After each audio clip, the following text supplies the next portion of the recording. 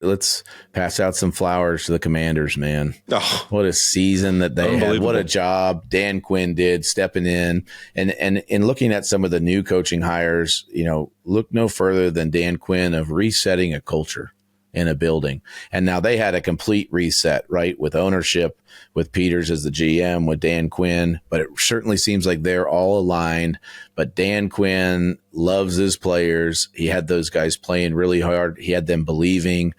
And I like Jayden doing Daniels, really hard shit with great people. I mean, that was my favorite line of the whole weekend. What a great line. I mean, what a great love line. it. Yeah. But it's the interesting thing about Washington now, it's always been that place, tucked away where can they win? Can they not? This team now has a window with Jayden Daniels on his rookie deal and a ton of cap space where this is a destination. This is a place that free agents are going to want to go. They know that Jayden Daniels is a winner. Yep. And they know that this thing is just on its way up right now and going to get better and better.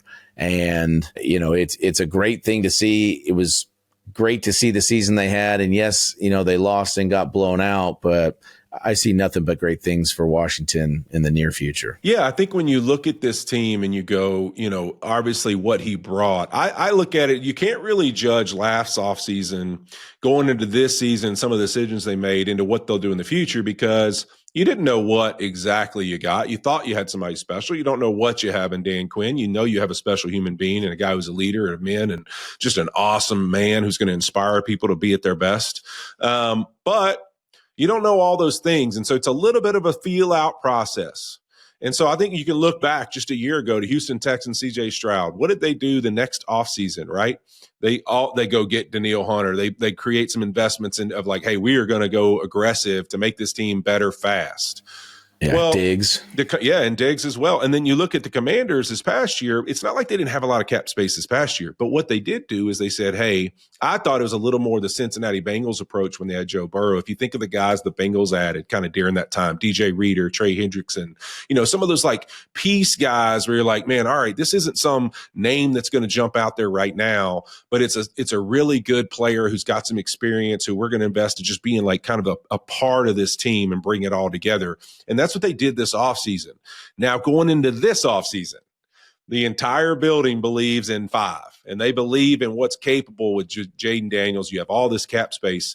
Will we see a different aggression? Is it go get some big name guy to play with him? Is it going and creating maybe some trades or doing something aggressive like you've seen the Rams or other teams do? What will that aggression level be to how do we accelerate this process? Because different than the Texas model, yes, the Texans were good, and yes, they had a streak there, but like offensively, they weren't Jayden Daniels and the Washington Commanders good. This is a top 5 offense good.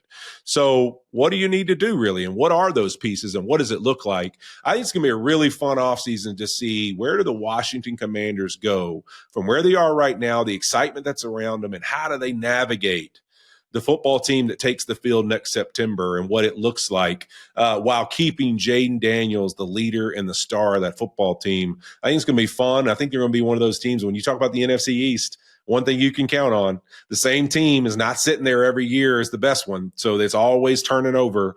So I think it's going to be interesting to see what this team looks like come next September. Yeah, and I'm curious. We talk about investment in the offensive line all the time, and obviously watching Philadelphia, watching what the Chiefs have done from years past and really getting guys that they wanted and bringing in guys to protect Patrick, and the Detroit Lions, obviously. But that was kind of the downfall or one of the things that happened with Houston this year, that they just weren't great on the interior.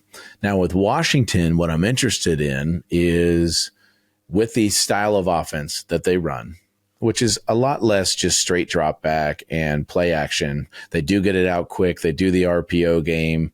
They obviously have a very elite runner at quarterback.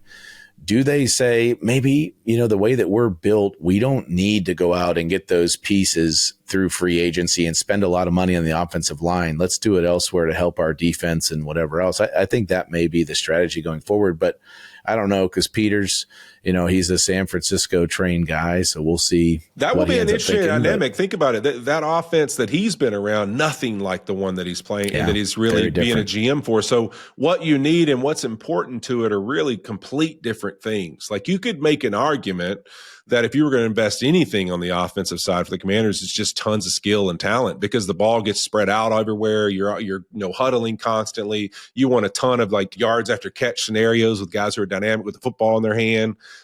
So I think it's interesting to see how they build that roster. And that's what I mean. They have the freedom, the confidence, and the money to do whatever they want.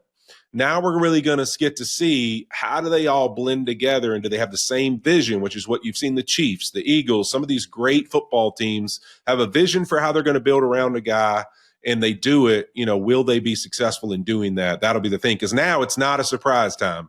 You will be known and everyone's watching.